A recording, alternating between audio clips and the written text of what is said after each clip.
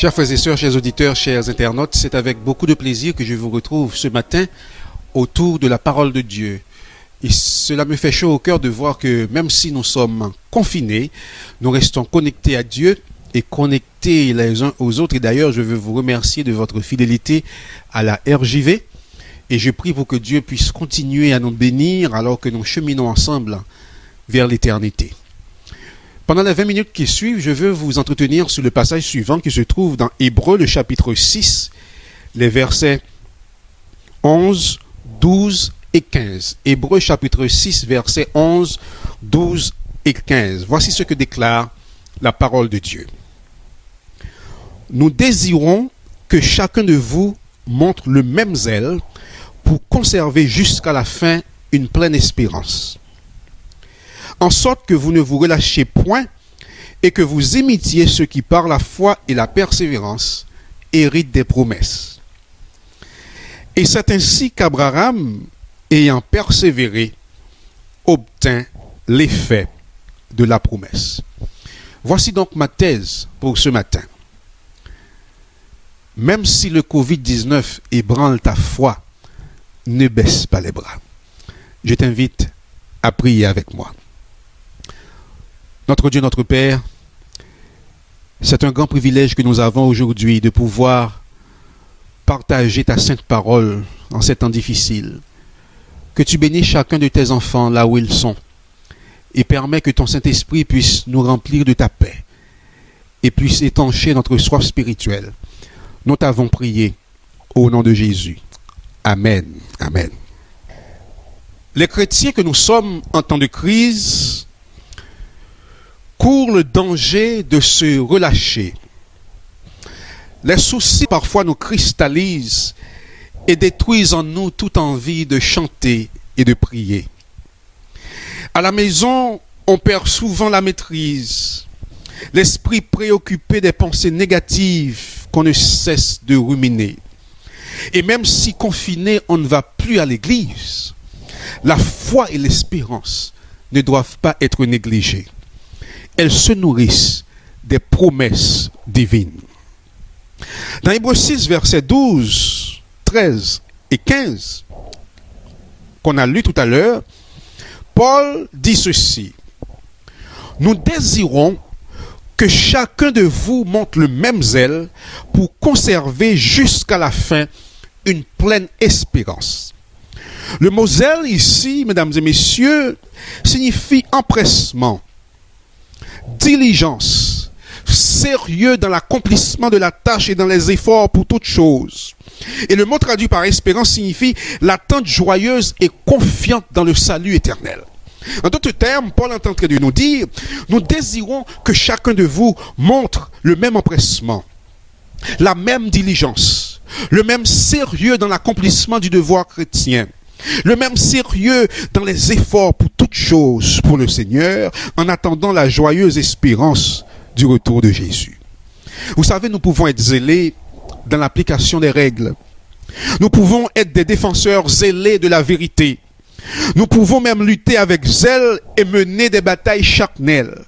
Mais rien de cela ne correspond au zèle authentique pour Dieu. Qu'est-ce alors que le zèle pour Dieu? Le zèle pour Dieu, mesdames et messieurs, c'est mettre toute notre énergie et tout notre enthousiasme pour la cause de Dieu. Et qu'est-ce que cela signifie? Jésus l'a clairement exprimé dans Marc 12, versets 29 à 31, où il dit « Écoute Israël, le Seigneur notre Dieu est l'unique Seigneur. Et tu aimeras le Seigneur ton Dieu de tout ton cœur, de toute ton âme, de toute ta pensée, de toute ta force. Et voici le second commandement qui lui est semblable. Tu aimeras ton prochain comme toi-même. » Et il finit par dire, il n'y a pas de plus grand que ceci. Nous comprenons par là, mesdames et messieurs, que nous sommes censés orienter tout notre zèle vers notre relation avec le Seigneur, puis vers notre relation avec notre prochain. Dieu veut que nous ayons les regards fixés sur lui. Notre amour pour lui doit être notre cause et il s'occupera alors des autres causes sans que nous en ayons à nous inquiéter, frères et sœurs, mais seulement il ne peut pas nous forcer à l'aimer de tout notre cœur. Par conséquent, nous comprenons que notre tâche est de le chercher de tout notre cœur, de toute notre force, de toute notre âme. Dans le psaume 42, versets 1 et 2, David fait la déclaration suivante. Il dit « Comme une biche soupire après les courants d'eau, ainsi mon âme soupire après toi, Seigneur. Mon âme a soif du Dieu vivant. » David, mesdames et messieurs, décrivait la ferveur authentique. Il avait soif de Dieu. Permettez-moi de vous poser cette question ce matin. Ressentez-vous ce genre d'affliction? N'y a-t-il pas en vous ce matin cette sainte langueur de connaître Dieu? Dieu refuse d'être une connaissance superficielle. Il souhaite faire partie intégrante de votre vie, vivant en vous et investissant tout votre être intérieur. Le second point à ajouter, c'est l'amour du prochain, qui est l'égal à l'amour de soi.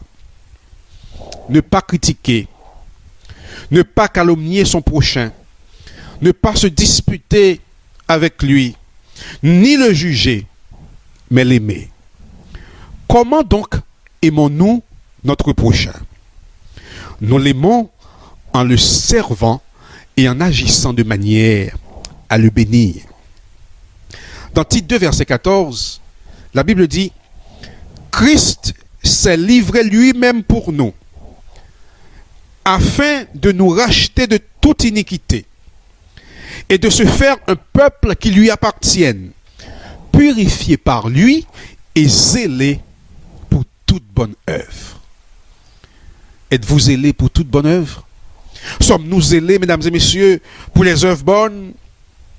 Jacques poursuit dans Jacques 1er, verset 27, il a dit « La religion pure et sans tache devant Dieu notre Père consiste à visiter les veuves et les orphelins dans leur affliction et à se préserver des souillures du monde. » Êtes-vous zélé pour cette religion pure et sans tache?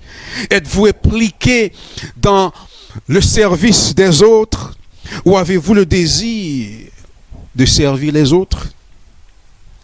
Le zèle qui plaît à Dieu consiste dans la force et le talent à servir les autres. Et Jésus rappelle à ses disciples dans Matthieu 20, verset 21, que si quelqu'un veut être grand dans le royaume des cieux, il lui faut être le serviteur de tous. Par conséquent, mesdames et messieurs, nous devons faire attention. Notre moi, notre chair, dédaigne l'idée de servir les autres. Une attitude de service va à l'encontre de notre ego.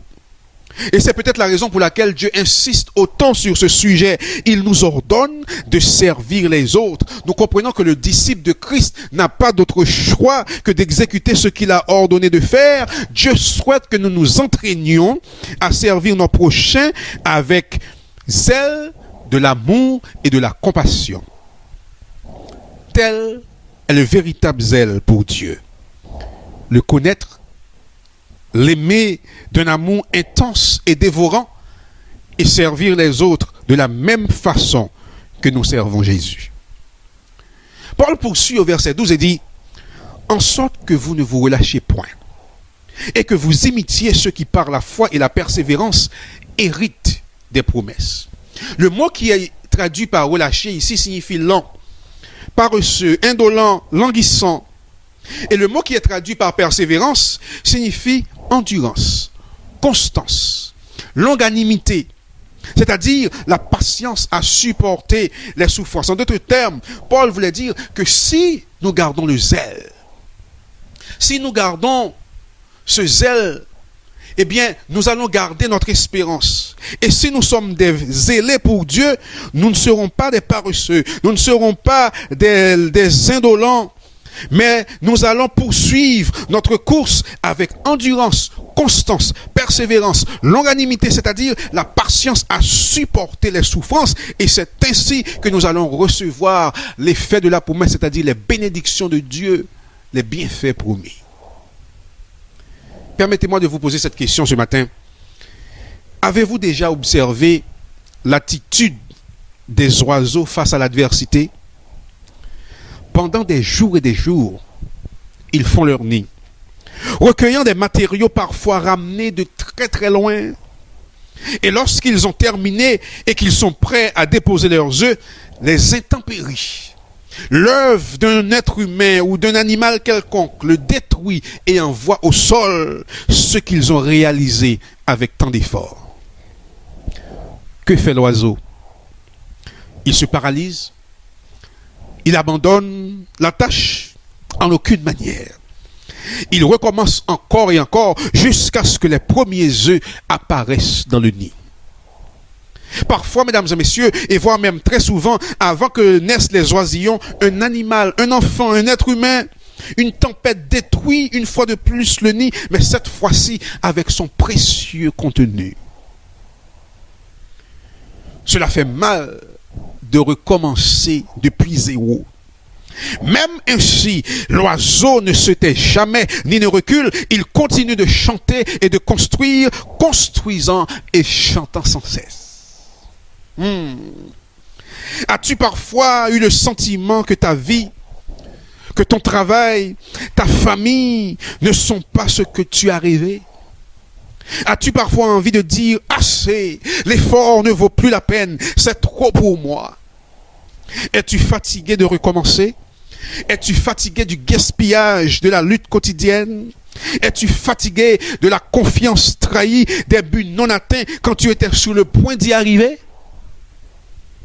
Il se pourrait que le Covid-19 ait détruit ton nid, voire même tes œufs. La vie te frappe ainsi parfois. Mais ne te rends jamais. Lève les yeux vers le ciel et comme David dit, je lève mes yeux vers les montagnes. D'où me viendra le secours? Le secours me vient de l'Éternel qui a fait les cieux et la terre. Mets ton espoir en avant, mon ami, et fonce. Ne te préoccupe pas si dans la bataille tu reçois une blessure, parce qu'il faut s'y attendre. Remets les morceaux de ton espérance, reconstruis-la et fonce de nouveau. Peu importe ce qui se passe, ne faiblis pas et va de l'avant avec Jésus. La vie, vous devez le savoir, est un défi constant, mais cela vaut la peine de l'accepter. Et surtout, n'arrêtez jamais de chanter à la gloire de Dieu. Et le texte poursuit et dit, et c'est ainsi qu'Abraham, ayant persévéré, obtint l'effet de la promesse, c'est-à-dire la bénédiction. La Bible nous apprend que Sarah, femme d'Abraham, était stérile. Elle avait eu bien du mal à enfanter Isaac, fils unique légitime du couple qu'elle a eu alors qu'elle était centenaire. Il n'y a pas à dire, mesdames et messieurs, cela relevait d'un miracle de l'Éternel. Et pour autant, c'est cet enfant que Dieu a choisi de reprendre à Abraham. Dieu dit, prends ton fils, dans Genèse 22, verset 2. Ton fils unique, celui que tu aimes, Isaac, va-t'en au pays de Morija et là, offre son sacrifice sur l'une des montagnes que je te dirai. Ce matin, j'aimerais vous dire, mesdames et messieurs, que lorsque Dieu veut nous mettre à l'épreuve, il nous demande souvent de donner ou de sacrifier ce que nous avons de plus cher afin de lui prouver notre amour, notre obéissance et notre entière soumission. Et c'est pourquoi nous devons apprendre à donner à Dieu le meilleur de nous-mêmes. Le meilleur de ce que nous avons, tout comme Abel avait offert le meilleur de son troupeau. Après avoir entendu l'ordre de Dieu, Abraham ne dit pas un mot. Il n'a pas cherché à discuter, à négocier. Il n'a même pas cherché à exprimer ce qu'il ressentait.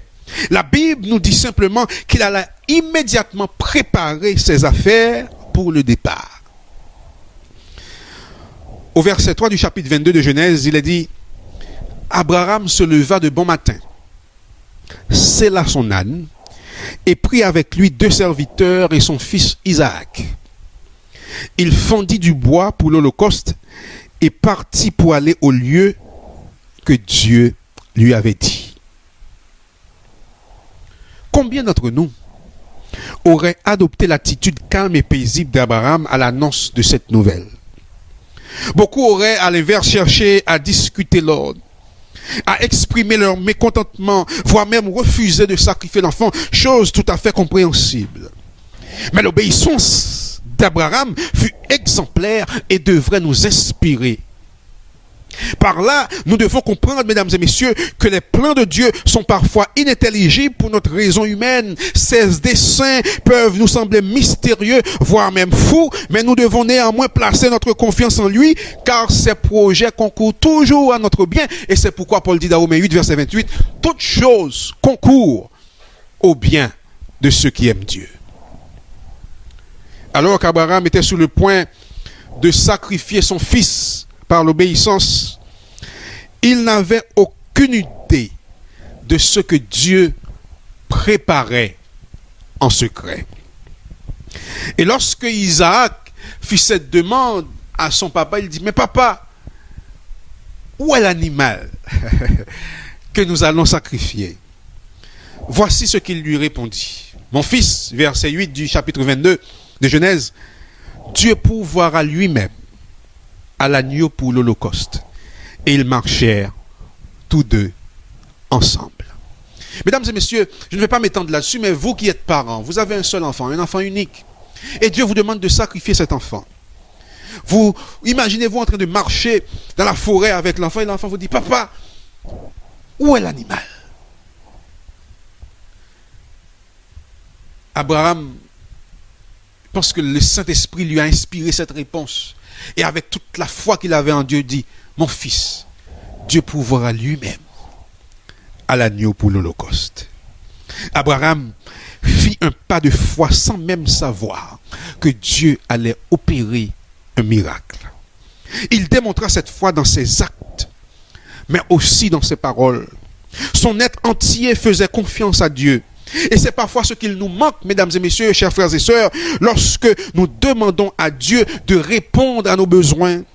Avant même de voir Dieu étendre sa main sur nos situations, nous devons apprendre à faire ce premier pas de foi afin de lui témoigner entièrement notre confiance en lui.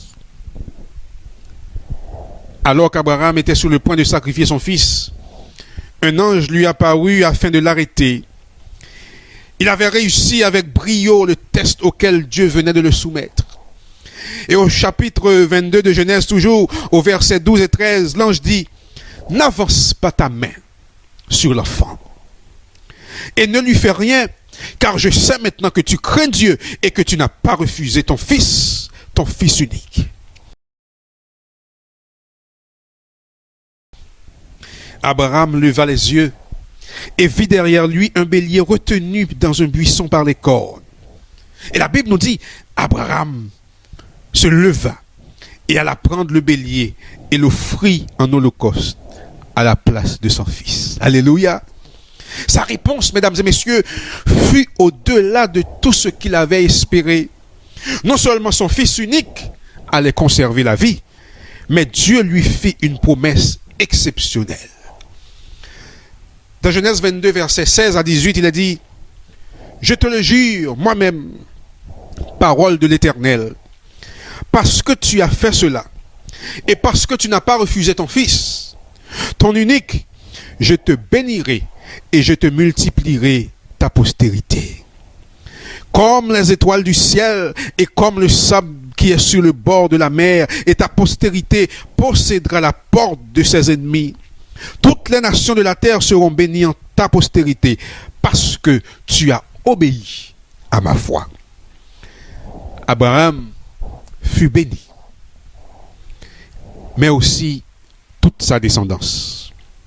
Lorsque nous obéissons à Dieu et faisons preuve d'une foi inébranlable, il nous récompense toujours à la hauteur des actes que nous avons posés. Abraham, ami de Dieu, père des nations, et surtout de la foi, est un véritable exemple pour nous chrétiens aujourd'hui qui aspirons à plaire à Dieu. Comme lui, apprenons à faire preuve d'une foi exceptionnelle. Cessons de contester les plans de Dieu pour nos vies, mais obéissons-lui en tout et pour tout. Amen. J'aimerais, mesdames et messieurs, vous raconter cette histoire d'un homme, un père, qui avait 4 fils. Et il voulait apprendre à ses fils de ne point juger précipitamment. Et pour cela, il les envoya chacun faire une enquête personnelle. Ils devaient se rendre à une distance lointaine et aller chacun observer un poirier. Le premier fils partait en hiver, le second au printemps, le troisième en été et le benjamin en automne. Quand tous furent partis et revenus, il les rassembla et lui demanda de lui faire un rapport, de lui décrire ce qu'ils avaient vu. Le premier fils dit, « Papa, l'arbre était affreux. Il était plié et les branches étaient tordues. » Le second dit, « Non, il était couvert de pousses vertes et plein de promesses. » Le troisième fils n'était pas d'accord et dit, « Ils étaient couverts de fleurs qui sentaient si agréables et je le trouvais majestueux car l'arbre que j'avais vu était un arbre gracieux. » Je n'ai jamais vu un si bel arbre de toute ma vie.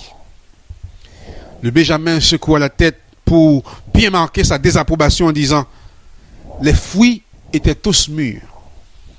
Ils étaient lourds de leur jus et pleins de promesses. » Le brave homme dit alors, « Mes fils, vous avez tous raison. Oui, vous avez tous été à une saison différente. Et chacun a vu seulement une saison de la vie de l'arbre. » Il leur dit aussi qu'il ne pouvait pas juger un arbre ni un être humain en seulement une saison et que l'essence de ce qu'ils sont en réalité ne peut être jugée en seulement une partie de la vie car il y a les joies, les peines, les regrets, etc. et qu'ils peuvent seulement être jugés tout à la fin de leur existence. Permets-moi de te poser cette question ce matin. À quelle saison de ta vie es-tu? Mon ami, si tu abandonnes en hiver, alors tu manqueras inévitablement la promesse du printemps, la beauté de l'été et l'accomplissement de l'automne. Ne laissez pas le chagrin, mesdames et messieurs, d'une saison détruire toute la joie de tout ce qui est encore à venir. Ne jugez pas la vie à cause d'un passage difficile. Si le Covid-19 a provoqué un changement de saison dans votre vie, persévérez. N'évitez pas les chemins difficiles qui se présentent à vous et soyez-en sûrs, l'avenir est plein de promesses parce que Dieu est au contrôle. Il dit, car je connais les projets que j'ai formés sur vous, dit le Seigneur, projets de paix, non de malheur, afin de vous donner un avenir et de l'espérance. Il dit aussi dans Josué 1er verset 9, ne t'ai-je pas donné cet ordre? Fortifie-toi et prends courage, ne t'effraie point et ne t'épouvante point, car l'Éternel ton Dieu est avec toi dans tout ce que tu entreprendras. Mon ami, si tu t'accroches à ton Sauveur bien-aimé, si tu demeures en lui constamment, il a le pouvoir de changer ton hiver en été et ton automne en un nouveau printemps. Je ne sais pas par quoi tu passes aujourd'hui. Il se pourrait que tu passes par des moments difficiles, que tu aies un problème de santé, que tu aies un problème financier, que tu vas perdre ton travail à cause de cette crise du coronavirus, que tu aies un problème de couple. Mais peu importe ton problème ce matin, Dieu a la capacité de changer ton malheur en bonheur. Veux-tu dire avec moi aujourd'hui, Seigneur, je veux t'aimer de tout mon cœur, de toute ma force, de toute mon âme, de toute ma pensée. Seigneur, donne-moi le zèle authentique pour Dieu. Je veux te donner le meilleur de moi-même, le meilleur de ce que j'ai, et accorde-moi toujours de faire preuve de persévérance dans les moments les plus difficiles. Si c'est ton désir ce matin, je t'invite à prier avec moi. Notre Dieu, notre Père, nous nous tournons vers toi parce que tu es un Dieu puissant. Un Dieu puissant qui entend ses enfants et qui les délivre de leurs tourments. Seigneur, il y a des enfants, chacun de tes enfants ce matin, qui passent par des moments difficiles. Tu connais, Seigneur, leurs péripéties. Tu connais leurs préoccupations. Tu connais, Seigneur, les difficultés qu'ils rencontrent chaque jour. Mais ce matin, je te demande de passer dans chaque maison, de passer dans chaque chambre d'hôpital, là où il y en a qui souffrent. Pose ta main sur eux et accorde-leur la délivrance dans le nom de Jésus. Ne permets pas, oh Dieu, que nous puissions douter de ta puissance, mais permets-nous de mettre notre foi totale en toi. Et à l'instar d'Abraham, que nous puissions marcher toujours les yeux fixés sur toi, afin que tu puisses accomplir un miracle dans nos vies. Ouvre tes bras ce matin et accomplis un miracle dans la vie de chacun de tes enfants. Tu sais là où ils se trouvent. Tu sais, Seigneur, ce qu'ils désirent le plus cher. Visite-les aujourd'hui et bénis-les du haut des cieux. Seigneur, étends ta main sur la Guyane, étends ta main sur tes enfants, étends ta main sur le monde entier et accorde-leur le réconfort, la paix dont ils ont besoin. Merci, Seigneur, d'entendre nos prières et de nous exaucer. C'est en Jésus que nous te prions, lui qui vit et qui règne au siècle des siècles. Amen.